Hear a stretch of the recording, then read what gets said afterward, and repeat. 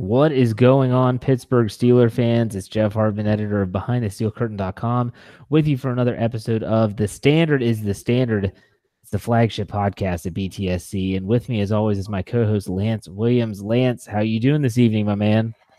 I'm feeling good with the little sweater on. It's fall, Oh, wow. little collar, trying to bring a little level of sophistication to the listeners. Isn't it really hot in California all the time? No, not Northern California. Okay. It gets crisp in fall and the leaves turn and all that good stuff. It gets crisp. All right, folks. Weatherman Al Roker over there. But Crisp.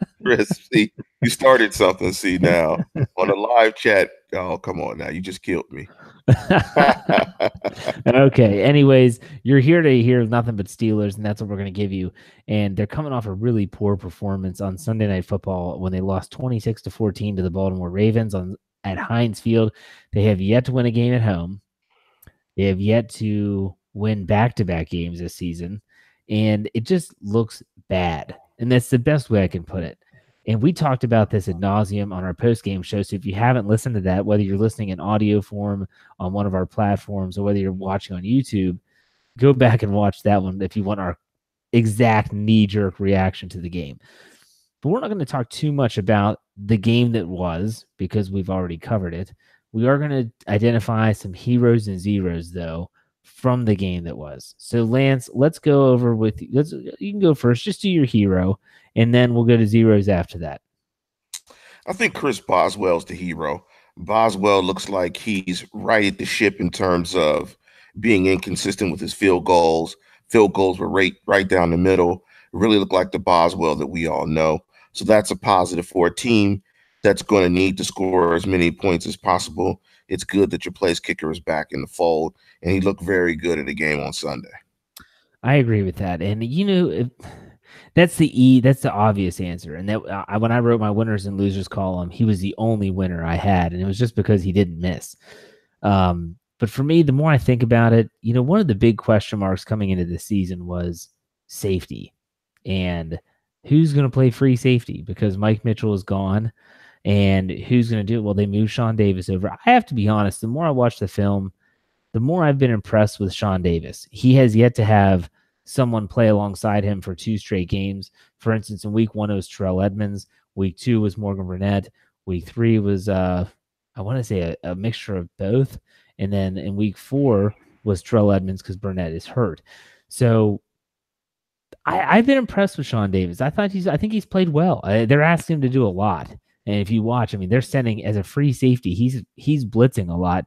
And that's, well, you saw what happened to Terrell Edmonds on Sunday night when he's single high. Maybe they shouldn't blitz Sean Davis as much. But I will say this. I've been pleasantly surprised with Sean Davis. I think he's tackling better this year. Lance, you may disagree adamantly, but I've been impressed, and I'll put him on my heroes list for week 4. That defense is garbage. There's no heroes on that side of the ball. Those guys are garbage. Okay. Hey, you're not going to find much pushback from me in that regard. But let me ask you this. If you were going to name another hero on either side of the ball from week 4, who are you going to pick? And there ain't no heroes. Exactly. So. You already took mine, so I had to pick someone. All right, so let's go to zeros. You have to narrow it down to 1, Lance. You can't say the offensive line, defensive line. You have to one player. Who is it?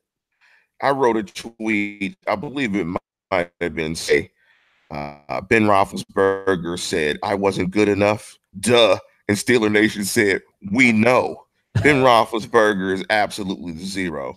0 for 6 in the second half on third down. Steelers offense, as a result, don't convert any third downs. Time of possession is flipped 35-24, somewhere with some seconds, so it rounds out to 60, so it gets to 60.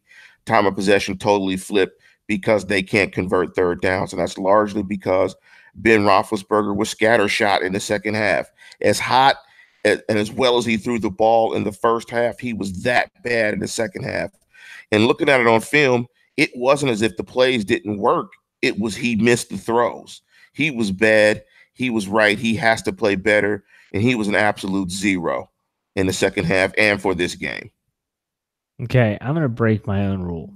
I just told you can only pick one player. I don't care. I'm picking two. I'm right now. I'm putting out an all points bulletin, an APB for Cam Hayward and Stephon Tuitt because honestly, haven't seen them. And those are the guys that everyone said, man, they're great.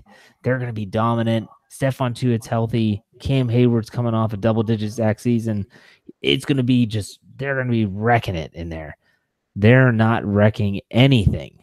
I'm not sure if Stephon Tuitt has registered a sack yet. I don't think so. Cameron Hayward might have 1.5, 2 at the most. They're not factors at all. And when you have linebackers that are as weak as the Steelers linebackers, you have to have those two guys taking up blockers to let them try and make plays. They're one of the reasons why the Steelers defense has not been very good. And to me, I watched the film again. I looked for them and I couldn't find them. Like, they were just getting washed out every play. It was driving me nuts. The Steelers have put a lot of money into those two players, and for that they're not paying. They're not paying it out right now. So I'm going to say Cam Hayward and Stephon Tuitt. Where you been? Where you been? If you watched the film, Lance, have you seen anything that I'm not? I see what you mean, but you know what I think the Ravens did is they made a tactical decision. They said, we will double team these guys and we will survive blocking both of those linebackers with tight ends. We can handle one with a tackle. We can handle another one with a tight end, and we'll be okay. Because it all works in concert. If those guys on the edges aren't working right, it may not work for the guys inside. Somebody has to win to take pressure off of somebody else. But you could clearly see that the Ravens said, we'll double those two tackles, and we will live with those outside linebackers 1-on-1. And we don't think they can win, and they did not win. And if they don't play better up front, tastes like chicken. Yeah. Or maybe it will taste like sweet tea. Either way, it's just not good. It's not good at all. So those are our heroes and zeros from week 4. We could have had a lot of zeros from that game. But let's move on. We're not moving on from the game necessarily. This is where we get into our Stat Geek portion of the show. That's where we both find an interesting statistic from either the team moving forward, maybe the game that was. And we think it shines some light on what's going on with the Steelers right now. Lance, I know you have a good one. Why don't you go ahead and fire off your Stat Geek stat of the week? And I want to give credit to Adam Schefter. I think Adam Schefter and the guys at ESPN Stats and Statistics and Research put this out. I think it was Monday. And their stat was the following, that the Steelers are last in the NFL in rushing yards, 43.3 yards per game. They're only rushing for 2.8 yards per rush. That's the last in the NFL since week 2. And they have 19 rushing yards that they had in the week 4 game against the Ravens, was the lowest in a game since 1970. Listeners, I was born in 1970. That's 48 years ago. The 19 rushing yards. Those rushing yards and those rushing statistics show an alarming pattern with this Pittsburgh Steelers offense. One, the quarterback is trying to play hero ball and put it all on his back. They need balance. He's not good enough just to be that type of quarterback. They need to run the football to try to put the offense on schedule so they can convert third downs. And secondly, he has too much control in the offense. He just has too much control. At some point, somebody's going to have to pull him back and say, look, this isn't working. You're leading the National Football League in passing yards, and your team is in last place. Something has to change, and that has to come from the coordinator, from the head coach. But Ben throwing the ball 40-plus times, that's a recipe for not making the playoffs. Yeah, I mean, if you can go back earlier in his career, I remember, the stat line for Roethlisberger when he was young was 200 yards passing, maybe a touchdown. You hope he stayed clean in the turnover ratio, and they ran the ball, and they were successful. And whenever Ben threw, I want to say it was over 250 or maybe it was over 300, they had only won like once when that happened. And when you go back, yeah, he's had those games where he threw 6 touchdowns and things of that nature, and he's thrown for 500 yards. But in those games, rarely do the Steelers do well. They are a balanced program. But I'm going to go to the other side of the ball and there's a lot of stats on the defense, but here's some, again, ESPN on top of it, and they're going back some ways to find some of these statistics. So here we go. The Steelers defense through the first 4 games, the opponent's points, they've allowed 116 so far in 4 games. That's the worst since 1968. Opponents' total touchdowns, they've given up 14 total touchdowns, the worst since 1968. This is pre-Chuck Noll, folks, and they were bad. Okay. And then the next opposing passing touchdowns, 12 in the first 4 games. That's the worst ever. They've never had a defense this bad, even pre-Chuck Noll, and they were awful. And then total yards, they've given up 1,682 total yards in 4 games. That is the worst through 4 weeks in the NFL since the merger and the most ever in Pittsburgh Steelers history. Let me say that again. The 1,682 yards through 4 games is the worst through 4 weeks in the NFL since the NFL and AFL merger, and it's the worst ever in Pittsburgh Steelers history. I don't know what else to say. I really don't. That's awful. It's awful. The only thing I can say, Jeff, is, and this is for my listeners that come from the inner city that might have seen a fight or two walking home when somebody on the background says, just put your hands up, please. Put your hands up at least. Don't just let them hit you. Put your hands up. This defense is, oh my. I was going to use another analogy, but in this environment and climate, I cannot. So I'm trying to self-edit a little bit better now that the stakes are a tad bit higher. Self-edit here. Try to keep it clean. But, man, defense, put your hands up, please. At least don't let him just hit you in the face. Like, at least protect yourself at least. Duck and cover. That's bad. That's bad. They're taking all the bullets, Jeff. None of the bullets are missing. When they're in the foxhole, they're just getting hit with grenades and bombs. Nobody's surviving. Oh, my goodness, Jeff. It's beyond leaking, Jeff. They've taken a shot in the bow, and the ship is just going down, man. It's got water. They better get the buckets and start throwing the water over the sides, man. I don't know if the boat can stay afloat. Well, let me ask you this, because this is a question that I thought of today. I was cutting grass, thinking about the show coming up, and this kind of ties into the main topic we wanted to have tonight. And the main topic was, what unit on the Pittsburgh Steelers is affecting the football team the most in a negative way?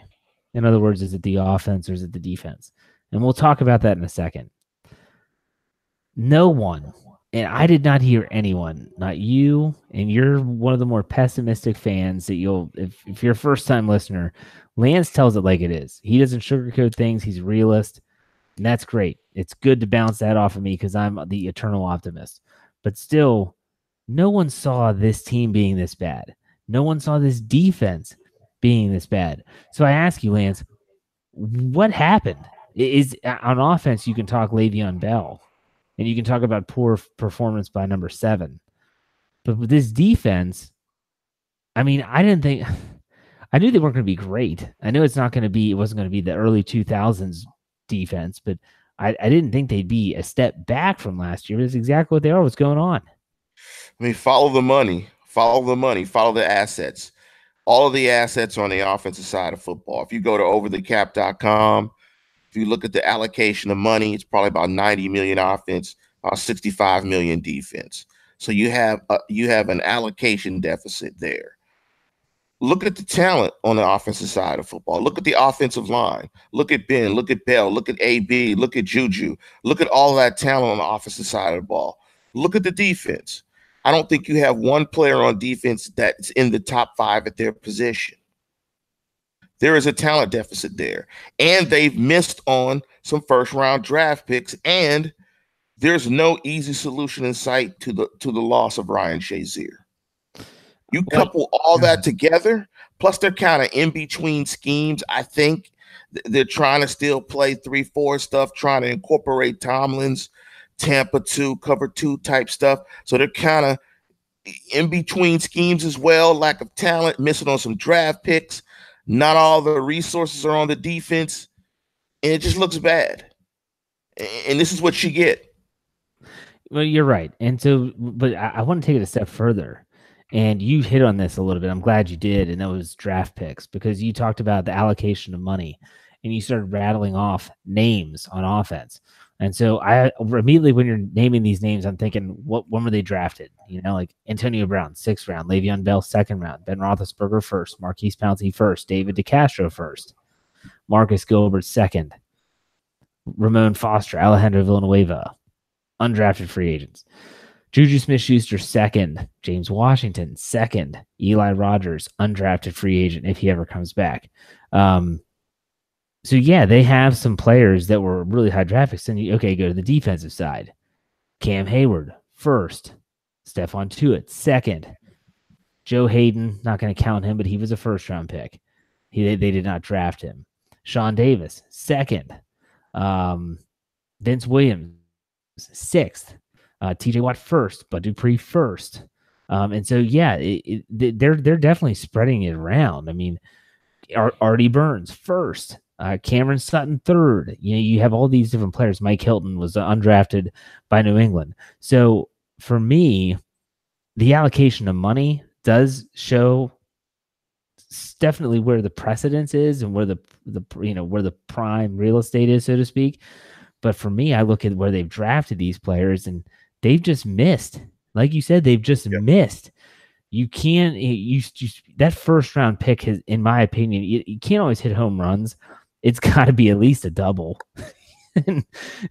Jarvis Jones was a strikeout looking.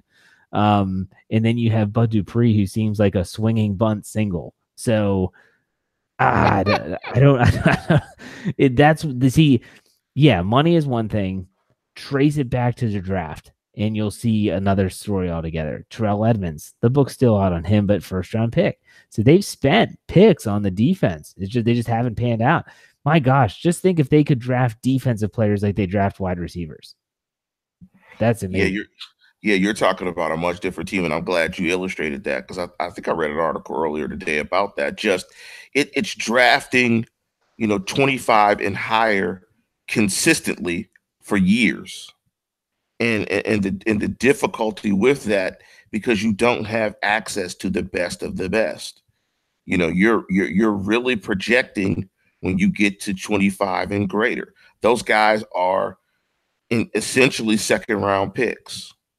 So, so it gets more difficult to try to hit those guys. But there was a time, dare I say, in the Cowher era, where 1st-rounders were almost guaranteed slam dunk, almost Pro Bowlers, all pro, just slam dunk guys, where every 1st-rounder, they kind of hit. They hit a lot of guys, under Cowher. So, I don't know. Well, really?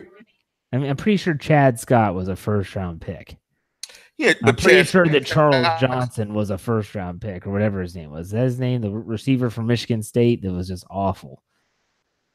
But if you think of Chad Scott would be a good corner on this team currently. I mean that's where it is right now. Bring back Dwayne Washington, man. That's what we need. I don't think they drafted him. I don't think they did. Did they draft? I'm trying to remember if they drafted him. But you got Troy.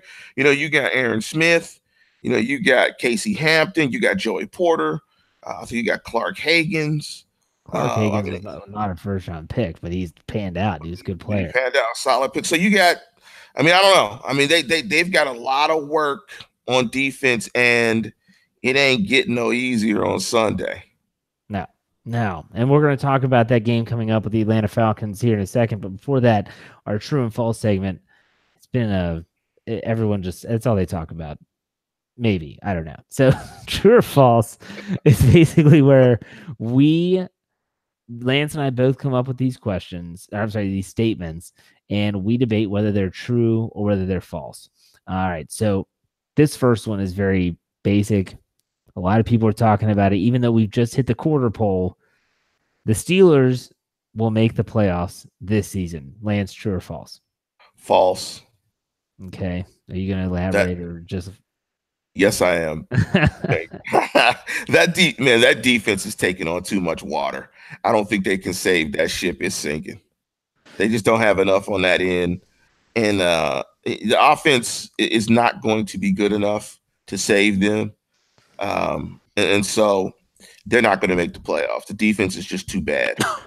Um, it, it Okay. just can't sustain it. It just can't sustain it. You saw those and you heard those numbers, listeners. Not saw those numbers. You heard those numbers. Those numbers are 50-year bad.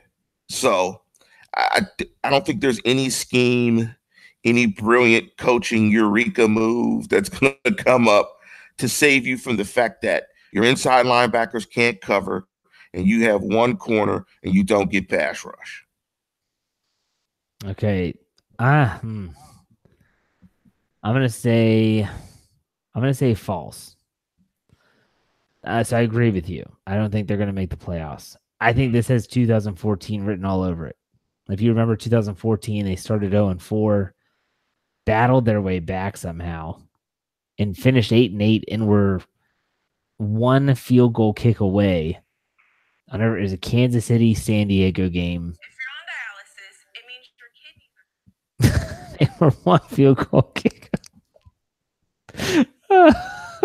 One field goal kick away from making the playoffs. I don't know what that sound was. I don't want to know what that sound was. So I'm going to agree with you. False. The Steelers will not make the playoffs in this year. Hey, I hope I'm wrong. Let's go to the next one. By the way, Jeff, that was actually us. That was us because I'm trying to look at the live chat. That was actually us. Come on, man. Rookie mistake. You turn the volume down before you do that. Anyway, I don't know how to work iPhones, man. You know. He was born in 1970. Give him a break. Okay. So the next one is amongst their 8 home games at Heinz Field, the Steelers will finish above 500 at home. Lance, true or false? So who they have left? They have Atlanta left. They got Cincinnati at home. They got Cleveland at home. Who else do they have at home? It's the only ones I can New think England. of. New England is New at England Heinz at Field. home. How many is that? How many That's 4. That's 4. They've already played 2. They're All going right, to have a third this. So we're missing one. I'll look it up. Yeah. Well, I don't want to predict Atlanta, but they're not going to finish 500 at home. Okay. Yeah, it's funny. I'll never forget this. My dad said this to me when I was a young kid. He said, Jeff, it's easy. In the NFL, you just win all your home games and you split on the road and you're 12-4. In theory, it's simple. So here we got let's look at their home slate. So at Heinz Field, they have Atlanta this Sunday. I won't give you that pick. Okay. No. After the bye week, they host the Browns. Okay. Then they'll win that game. They'll win that one. In week 10, they host on Thursday Night Football the Carolina Panthers. I don't know about that one. That's 50-50. Okay. Then in week 13, they host the Los Angeles Chargers. They win that one. Okay. And then they host the New England Patriots in week 15. We all know what that is. The dub. And then L. And then in week 17, they finish up the regular season by hosting the Cincinnati Bengals. I think they'll win that one. Okay, so they're already 0-2. They have the Falcons, Browns. Let's say they beat Carolina. I'll turn Carolina into a win. So I'm saying 3 wins, and I'm making my prediction today. So 3 wins. For me, I'm going to say a push. Well, false. I'm going to say false. I think they finish 500. I think they go 4-4 at home this year. So the statement was the Steelers will finish above 500. I say that they finish at 500. So therefore, I think the statement is false. Because I will agree. That's a tough home slate. That's a tough home slate. It's false. It's false. I will agree. You don't think 500. You think what, 3-5? I don't want to give away. I don't. This is Okay, we okay, got okay, to okay. tease it a little bit. We Yeah, got to you're right. You're right. You're right. tease it a little bit, just touch. Okay, let's go to. Oh, we can't go a week without talking about this, Jag. Okay, Le'Veon Bell will report during the bye week and be ready to play in week 7. Lance, true or false? Well, false, because you definitely add the ready to play because he's big as a house. So, Well, uh, I mean that he will be in the lineup. They're not using the 2-week exemption on him. That he'll be potentially on the field. false. Whether he joins Jenny Craig now or later is not important. Do you think that so Le'Veon Bell? You're saying that he's not going to report? Yes, false. He needs to join Jeffy Craig. Um, I say false. I wouldn't trust anything that Le'Veon says. His records are bad. His word seems to be bad, and I would probably guess he probably hasn't talked to the organization. He's probably just saying this through social media, and he's on a jet ski eating cheesecake. And no, false. He's not coming in. I don't believe that guy. Plus, with the fact that he doesn't have to, he already knows that they're going to transition tag him next year. That's come out that they said that they were going to transition tag him next year. And he doesn't have to report to accrue a season to be an unrestricted free agent. So if they put the transition tag on him, that means he gets the top 10 in salary, which is much cheaper because he hasn't reported, and he can negotiate with teams. So I don't even think it's in his interest to come in now unless he thinks his value is going to drop significantly. But it's going to drop whether he takes one hit or not this year because he's older. But no, false. He won't report. I don't trust anything that he says. I'm going to say true. I don't trust what he says. I think he is very flabby right now. But I do think he realizes that for every week that he stays away, not only is he hurting the Steelers, and I think he is still really tight with a lot of guys on that team. I don't think the bridges were burnt completely when he didn't show up in week 1. And I think that he realizes that he has to go out and he has to put out to get a big deal. Because right now you see like Todd Gurley's playing well, David Johnson not so much, but there are some running backs that are out there and they're showing out and they're playing well. And he's sitting on a jet ski eating cheesecake, like you said. So I think he realizes that it would be in his best interest to actually get on the football field and play. And so I think that he's looking at week 6, bye week, get in there, maybe attend the practices prior to the players leaving, get acclimated again. And then in week 7, he's ready to he's on available. We'll put it that way. He's available. Doesn't mean they're going to use him. Doesn't mean he's ready to be used, but he's available. Okay.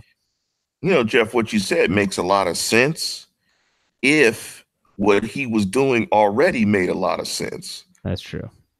So, that requires some thinking and some planning and a solid team. But I don't know if he has the team or has done any solid thinking. So, yeah, got to think to get to your conclusion. The only thing he's thinking about are new rap lyrics. Bad ones.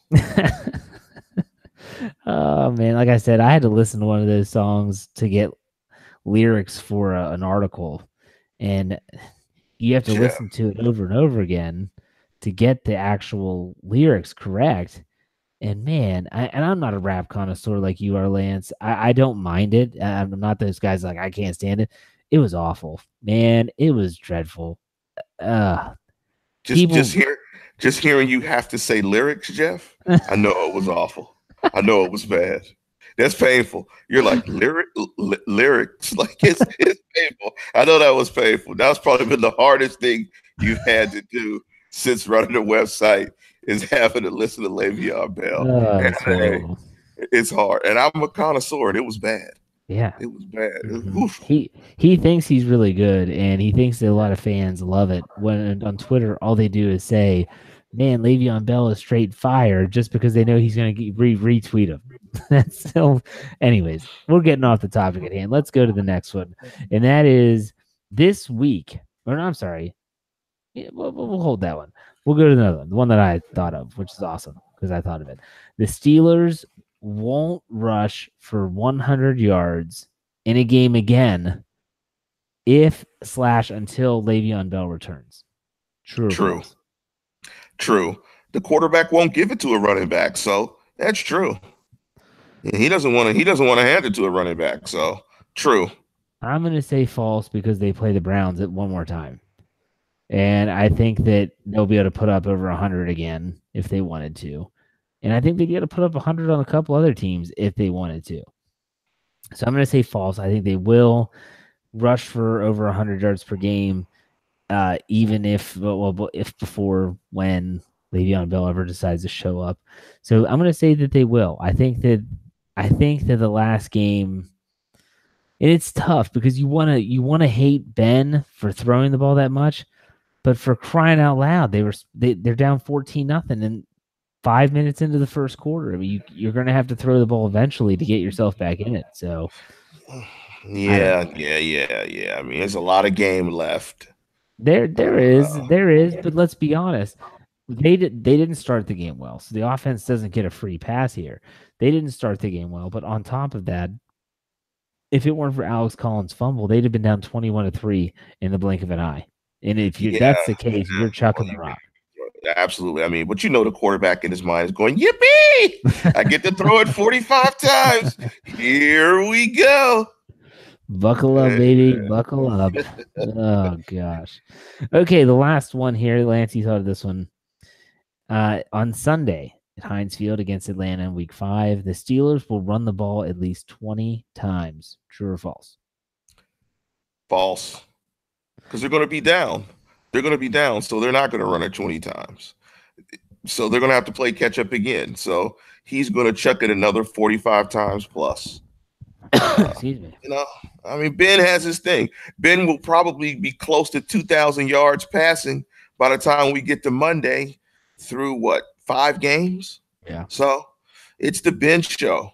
And, we'll just have to see if he's good enough to carry them to a victory. And that goes back to, one of the pieces, or do you want to do it later in the show? And we were talking about what side of the ball is the cause of all this. We'll get to that. Or do you want to do this? We'll get to that next. Okay. Okay. Yeah. So I mean, they're gonna no way they'll run it 20 times. They're gonna be behind, and he's gonna scrap the running game and say, "Yippee! I get to throw it. I get to put on my cape and be Big Ben and get my numbers." You ready for this? It's true. The Steelers are going to run the ball 20 times. I think that doesn't necessarily mean it's James Conner getting 20 carries, but I think between like Ryan Switzer, maybe a quarterback scramble, James Conner, those all count as rushes. I think brother. See, caveat. Hey, you're the one that wrote this one, not me. Caveat, they will run the ball 20 times. And I think because if you've followed the Steelers long enough and close enough, and especially during the Ben Roethlisberger era, they have a knee-jerk reaction to criticism. And so what's everyone writing?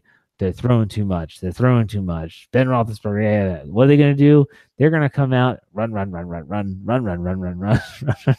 It would be like slamming your head against the wall.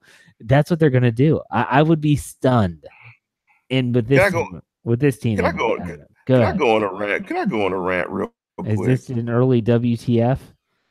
No, it's just a real quick rant. Okay. And again, it goes to your point because I was thinking the same exact thing. And you know that's going to be like that. And you know what that is. That's Ben Roethlisberger basically doing a big Earl Thomas flip off the fans, flip off the media, flip off everybody. See, you want me to run it? Yeah, we'll run it 9 straight times. Yeah, we'll just declare we're going to run it, and I'm going to show you the running game's not going to work.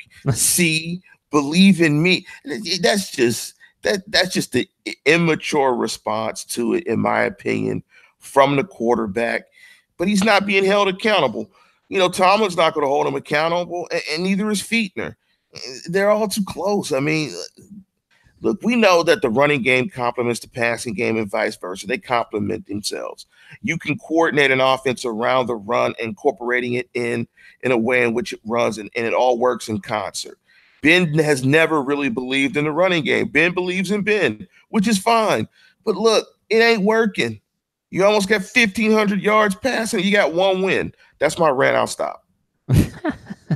No, you're right, and that's exactly what it is. And it happened under Haley. I'm sure it'll happen countless other times too.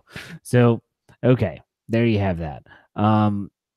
Let's get into the topic of the day, and that is which side of the football is negatively impacting this team the most, offense or defense? We'll exclude special teams because even though Chris Boswell has been awful, um, I don't think special teams is the reason the team is necessarily losing. So go ahead, Lance. You can go first.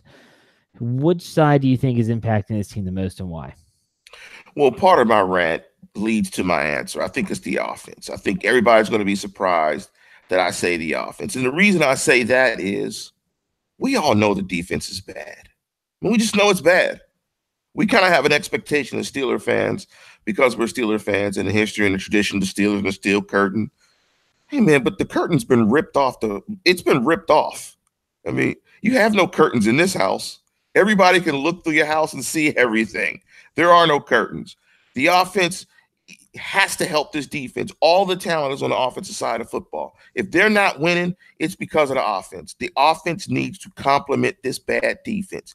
It has to possess the football. It has to convert third downs, and it needs to score touchdowns and keep this defense off the field.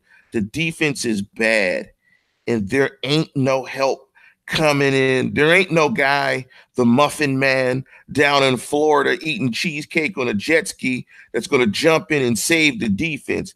Ain't no help coming in. It is what it is. You know you have to be darn near perfect on that side of the ball. So to me, it's on the offense. The offense has to carry the weight. All you can expect out of this defense is a stop here or two, and that's it. They're going to give up 23, 24, 25, well, close to 30 points a game. But, you know, that's what this defense is right now. And the defense is going to be bad for the remainder of the year. If they want to go to the playoffs, if they want to win a championship, it is all on this offense. And they are a one-win team because this offense cannot convert third down. 3 of 11, 3 of 11, 2 of 10. That ain't good enough. They got to do the heavy lifting. And right now, this defense is just clawless. And it's just, please hold your hands up. Don't let them beat you that bad. But it's all on this offense. So this offense is going to take this team wherever it needs to go. For the sake of argument, I'm going to say the defense, and for a lot of the reasons you just said. For as bad as the Steelers' third down offense is, their third down defense is almost equally as horrible. And I'm watching it. Gosh, just get off the field. Where's the 56 sacks from last year? And it wasn't just the 56 sacks last year. Where was the pressure? That's what I don't understand. There was not even pressure. I mean, I go back to Kansas City game. Patrick Mahomes had enough time to go back, check his Twitter feed, tweet a couple things, put a post on Facebook, selfie for Instagram, and still hit Travis Kelce on time for a touchdown. They weren't anywhere near him. And that goes to personnel, that goes to scheme, but it's just not good enough. Yeah, the offense is bad. Yes, the offense could be considered the greatest letdown because of the potential they hold. But at the same time, this is a defense that if you can just get a few stops, force a few more punts, this offense, if they ever get going, will have a chance to actually lead this team. If they never give them those stops, if they never get those extra possessions back to the offense, it's a moot point anyways, and the offense could be clicking on all cylinders and still find themselves in a hole. So you say offense, I say defense. I think what the moral of the story is, this team is just awful. I almost said sucky because that seems like it's right. It's sucky. Is that a word? No, it's not a word. But I just made it up. The Steelers are very sucky right now. So suckful. How about suckful? It's a suck fest. How about that? It's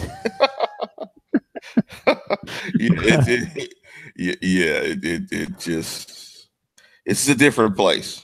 Absolutely. And you could go either side of the football, to be honest with you. There's enough blame to go around for everyone. So with that said, let's shift gears now. Looking ahead to week 5, the Atlanta Falcons come to Pittsburgh. I want to say the Falcons are they 2-2? Lance, do you know off the I'm top of not. your Su- head? I'm not sure what the record is. I know they got beat by New Orleans, and They I lost know to they lost Cincinnati last another. week. Yeah, They lost to Cincinnati. and So they got 3 losses, and they they're lost week they're one. 1-3. 1-3. They're 1-3. Yeah. Okay, so Lance, it's time. Prediction time. I want to know what you think about the game. I want to know what's your what's your prediction for this upcoming showdown at Heinz Field. Before I give you a prediction, let me just give you just a couple of stats from Atlanta's offense. They're averaging 29 points a game, which is sixth. They're averaging 9.1 yards per attempt, which is third, which means they're a vertical, aggressive downfield throwing team. Their rating of the quarterback is 114, which is fifth. Matt Ryan has 10 touchdown passes, and they've only given up 10 sacks, and they rank 11th with 16 passing plays of 20 yards or more. The other thing about this offense is they're very good on third down. They convert at 48%, which is fourth in the National Football League, and they convert at 66% in the red zone, which is seventh. I say all that to say this offense is lights out. This offense scores a lot of points. It moves the ball, and it has weapons. Coleman and Freeman are both going to play on Sunday. Freeman's going to be back. You've got Julio Jones. You've got Ridley. You've got Mohamed Sanu. You have tight ends. They flex you out. They're multiple. They'll spread you. They'll go 12. They'll go 11. They'll go 10 personnel. They do a lot of different things. This is a highly well-schemed, coordinated offense that is explosive. The red zone issues have been solved. Sarkisian had some issues with the red zone stuff, but it's been solved.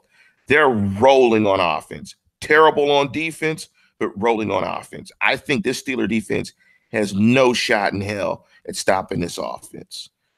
And typically, if you've listened to the show in the past, and I haven't been doing it, Jeff, this year, but I'm going to come back with a rhyme because I think it's time for a rhyme. You see how that rhyme? That's better than Le'Veon Bell. Time for a rhyme. Very simple. I'm going to keep it very simple. The only hope is to play rope-a-dope. That's the only hope that this offense has, or excuse me, this defense has, is to play no single high.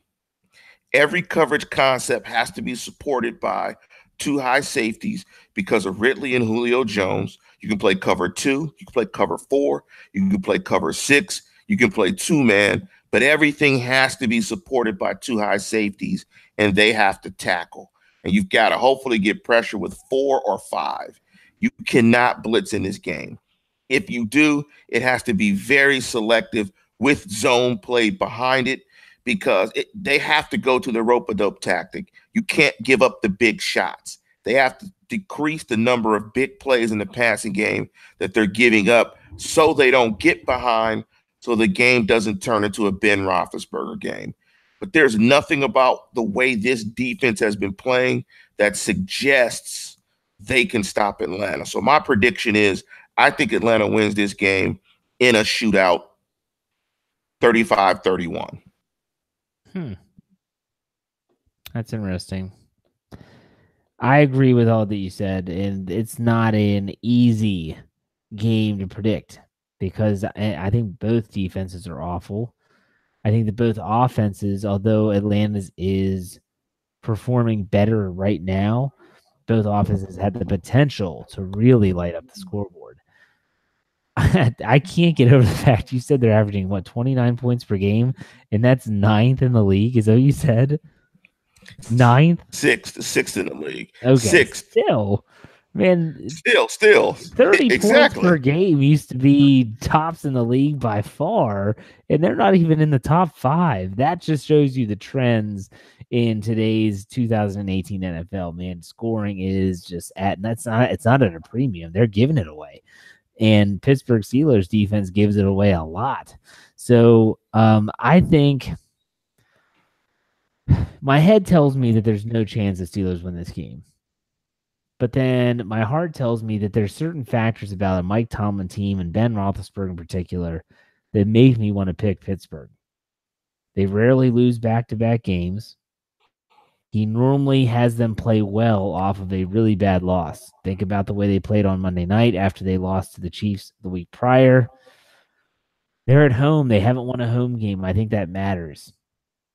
And so you have these tangible things like what you talked about with the offense versus defense, et cetera, et cetera. And then you have these intangibles, the motivation, the ability to step up their game. And for some reason, and I really can't tell you in a black and white fashion why, I think the Steelers are going to win this football game. And it's not, I don't want you thinking, Lance, that this is like a joy pick, although you will say that, and that's fine. I've earned that right. I've earned that name, that tag. I just think I think this is a game that they win. I think this team is not, I don't think it's good. I don't think it's awful either. I think that they play up to their potential. I think they actually win. Yeah, I saw what you said in the live chat. It's a joy pick, whatever you want to call it. I think the Pittsburgh Steelers win this one in a shootout. I'm going to go with 38-34 Pittsburgh. I think there's some field goals kicked. I think that it's a lot of scoring. So there you have it, 38-34. I had some people, I asked on the live chat for some predictions. Isaac said 30-17 Atlanta. Thomas said 48-31 Steelers. He said Atlanta's defense is worse than the Steelers, hands down. Anthony says 38-35 Steelers. I still can't pick against them. I bet he won't gamble. I bet he won't pick against them, but I bet he won't gamble on them either. Do you believe the Steelers are favored in this game? Like they're giving points. Yes. The early spread, we ran this on Monday morning. The early spread was the Steelers were giving 4 points. Believe it. I take the over. Absolutely. What's the over? What's the over under? I mean, I would think that the over is high 50s. I would think. I'll look it up quick, but I'll tell you this. Last week, this game, Bengals, Falcons, they had 52 points scored in the first half. Think about that. Yeah, it's nuts. I mean, I watched the Atlanta-Cincinnati game. The first half was nuts. That's what I just talked about. I just said that. Oh, I wasn't. Cincinnati, Atlanta. I don't listen. Gosh, darn it, man! Listen to the words coming out of my mouth. Will you listen to the words coming out of my mouth? You know I don't listen to you, Jeff. They're too joyous. Yeah, no, absolutely. He doesn't listen to me, folks. So don't worry about that. So Lance, you think that the Steelers are going to lose? That's fine. The over/under is 57.5. Holy smokes! I'll take the over. Yeah, I would too. I will take the over. Absolutely. And the point spread is now +3 Atlanta. Holy geez, the betting action right now is 62% in Pittsburgh. They're betting for the Steelers, giving 3 points at home. What does Vegas know that I don't? That's what I want to know. Well, I mean, they're happy like you are. They're happy to take Pittsburgh Steelers fans' money. That's what they're happy about. I mean, it's just, but I will say this to your prediction, to all those people predicting the Steelers in a shootout. In shootout games, you only need a stop or maybe 2 stops at most. It's almost one of those games where if you force 2 punts, you're probably going to win. So although it's going to be difficult, it is simple. You're not asking them to curtail this offense to the point where you're trying to keep them to under 20 points. You're probably just asking them to stop them twice. Hold them to a field goal, 1 or 2 possessions in the red zone once they move the ball up and down the field. So it's really about situational football, and it's about playing good defense in some spots, not playing consistent good defense, because neither one of these teams can do it. Both teams are bad. There's a bunch of candy bars in the secondary. There's Twixes, Skittles, Snickers, Kit Kats, Paydays, Sugar Babies, Jujubes, Raisinets, Goobers. There's a bunch of candy in both secondaries to be had. It's just force a punt once or twice, force a field goal here or there. Maybe you win the football game. Well, it's also about turnovers, man. Don't turn the football over. The team that in shootouts, like you said, it's forcing a few punts, and if you win a turnover battle, you're probably going to win the game. And so Pittsburgh, believe it or not, I want to say, what were they even? Didn't they finish even on Sunday night with the fumble recovery and Ben threw a pick late in the game? Oh no, they were -1 because Vance They're McDonald. -1, yes. So they're -2 on the season turnover, giveaway, takeaway ratio. So, okay, but that's some good information. Here we go. We have some questions here, at least one. Do you think that, this is from Chris, do you think James Conner is capable of balancing the offense if they give him the touches?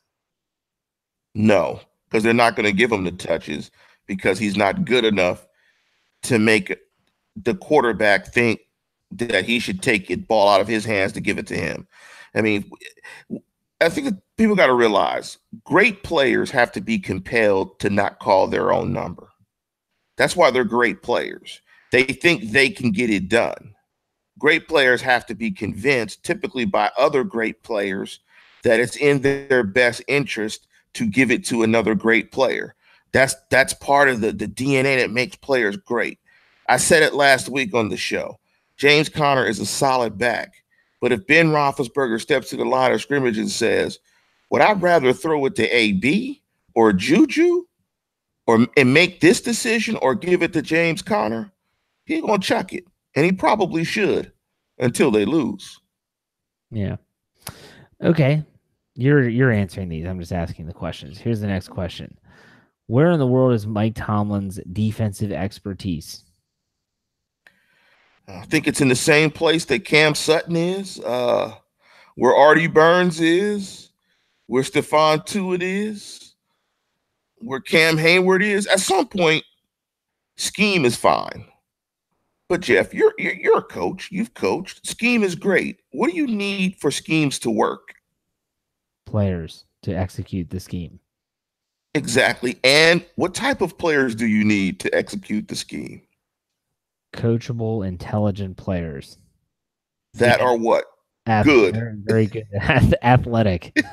And good. Good at sports.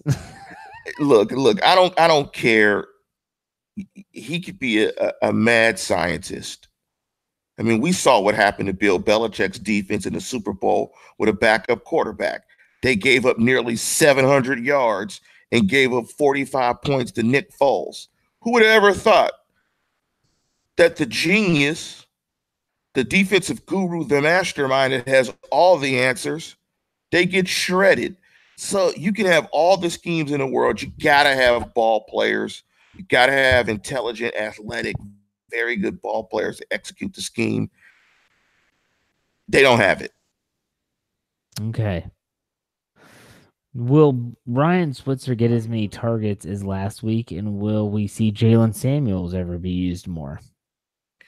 Jalen Samuels will never be used, and Ryan Switzer will continue to get a nice little share of targets, in my opinion, until the second-round pick, until they trust him more. I think they like Switzer. I like Switzer. I think he brings some juice to the lineup. I just don't ever want to see him in the backfield getting a handoff. Yeah, no, I agree. Is the Super Bowl window closing fast for this team? And what are our expectations moving forward once, assuming Le'Veon Bell leaves and if Ben retires? So let's break this down one at a time. Yes or no, is the Super Bowl window closing fast? Oh, the window's already closed. Oh, well, there you go, folks. What are our expectations once Bell and Ben potentially depart? We're going to go through a series of some rebuild years. Okay, so when I think about that, I think like the early 1990s. They're still competitive, had some good years, had some bad years, but not like I mean, hey, they made it to a Super Bowl in the mid 90s, so it's potential, but it's not a guarantee or what you felt was a guarantee like early in Roethlisberger's career. Okay, next question. Could Jim Harbaugh be a good replacement for Tomlin? Isaac is not a Tomlin hater. Just wondering. Jim can't win at Michigan. He needs to do that first. Beat Ohio State. Beat Notre Dame.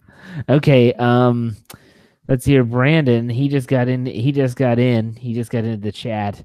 He wants to know what your thoughts are on Bell reporting back to the Steelers during the Week 7 bye. Here's a question, because we talked about this earlier in the show. Let's say he shows up during the bye, and let's say that he is suited up. They're not using the roster exemption for him in Week 7. How many touches do you give Le'Veon Bell the first time he's back on the field? 30. I run all that weight off. if the game calls they are playing Cleveland, so I guess that could work out. I run all that rust and all that weight off. I have him puking up all that cheesecake after the game. You want to sit out 7 weeks? I'm gonna put about 7 weeks of touches on that on them tires. I'm gonna get all that tread off. Oh yeah, man, I'm dogging him out. I'm running him 30, 35 times. He's getting a ton of work. No blow for you in that game, buddy. Okay. That's a good answer. Next question is I'll turn this question into an over-under for you. You know how over-under works. So the one was how many big plays is the Steelers secondary, so we're talking through the air, giving up on Sunday. Typically a big play or splash play is 20 yards or more. We'll say this person has set the line at 4. Are you taking over? Are you taking under? Over. How many do you think? I was thinking 5 or 6. I thought you were going to go like 8 or 9. I was going to like, that's nuts, man. I was going to say 5. This is still an NFL defense. I was going to say 5 or 6. And not necessarily the ball traveling in the air. A couple of the 5 will be run after the catches to get you 20, where it's a 7-yard pass, 4 or 5 missed tackles, and it turns into a 20-yard gain, probably on a 3rd and 18, and they pick it up. Okay. That's true. That'll happen probably. Okay, why don't you think the Steelers use Roosevelt next more? Because anytime he's in the game, it says they're going to run the ball. It's predictable. And you take a pass threat off the field. So if Roosevelt Nix caught it better, I just put it like this. Put it like this way, listeners. Would you rather have an additional tight end or an additional wide receiver on the field? It depends on the situation. I would. I would. I probably would. Yeah. I'd probably want someone who could catch the ball, who provides a pass catching threat, as opposed to Rosie Nix. Although I love Rosie Nix. He brings it every week. Yeah, absolutely. And he can catch the ball. He caught it on the Monday night game, I think. Was wide open, little swing pass there. Thomas reminds us that he predicted the Steelers would beat the Buccaneers in week 2-3.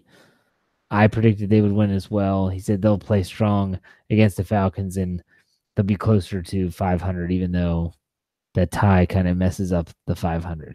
So there you have it, Lance. Do you have a WTF segment this week or no? No, man. No, I kind of like this last segment to replace the WTF. I like the because I've been getting some requests for some more fan involvement in the show, and I kind of like this last segment instead of the WTF. The WTF is just those defensive stats that you named. I mean, those are just serious. Whoa. I mean, come on, man. Back to 68? Like 50-year-olds digging back 50 years. Your defense is trash. It's absolute trash. It is not good, but I'll tell you what, Steeler fans, they're still in golf, when you're playing a round of golf, and let's say you're through the first 4 holes, you're basically playing like crap. A saying that I grew up hearing with my dad and his buddies all the time was, there's a lot of paper left. And they're referring to the scorecard. There's a lot of holes left. 4 holes in, you got 14 left to turn it around. The same can be said about the Pittsburgh Steelers right now. They're past the quarter mark of the season. They did not finish it where anyone thought they would. But there's a lot of paper left. And so I want you all to stick with us. even if they lose this week, stick with the show, stick with BehindTheSteelCurtain.com, because we're not going to stop. We're going to keep producing content. And in my opinion, I think real Steeler fans never quit on the team. And that means they never stop caring. They never stop reading and listening about this stuff. And before I took over this website, I was one of those people. I read about, I'll never forget in 2003, reading about the 6-10 team led by Tommy Maddox. And that's what led them to Ben Roethlisberger in the 2004 draft. So stick with us. BehindTheSteelCurtain.com. It should be your one-stop shop for all things Pittsburgh Steelers. And on podcasts, folks, listen up. If you didn't know we have a YouTube channel, we do. Go to youtube.com, type in BTSC Steelers Radio, subscribe, like, comment. We appreciate the support. Also, if you go to BehindTheSteelCurtain.com tomorrow morning, you'll see an article with this podcast in it.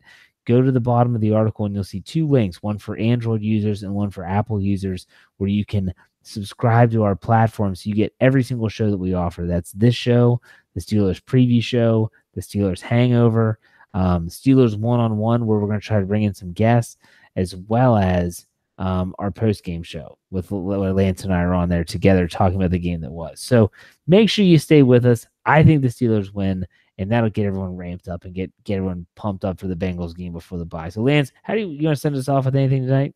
Just one last nugget for listeners to watch for the Steelers on the offensive side of football. They got to get some guys blocked up front. They got to get McKinley blocked, and they got to get Vic Beasley blocked. McKinley has 5 sacks, which is second in the National Football League. They got to get those guys blocked. Atlanta is fast, and it's a fast defense, small defense. Might be some opportunities to run the ball, but they got to get those guys blocked. If they can get those guys blocked, they're going to move the football and score some points. So, again, shootout is the only way I think they can get it done. I don't think they're going to get it done. Unfortunately, I think Jeff always the optimist, thinks they're going to get it done. But listeners, we enjoy the support. We appreciate it. Keep tuning in, and tell a friend and subscribe. That's my old hook line from my old show. So definitely tune in, tell a friend, and subscribe. Let's get this popping. Let's get it growing. Let's make this the most popular Steeler podcast. Absolutely. And if you're watching on YouTube, he's Al Roker. I'm Jeff Hartman, editor of BehindTheSteelCurtain.com. We'll see you next week on A Standard is a Standard.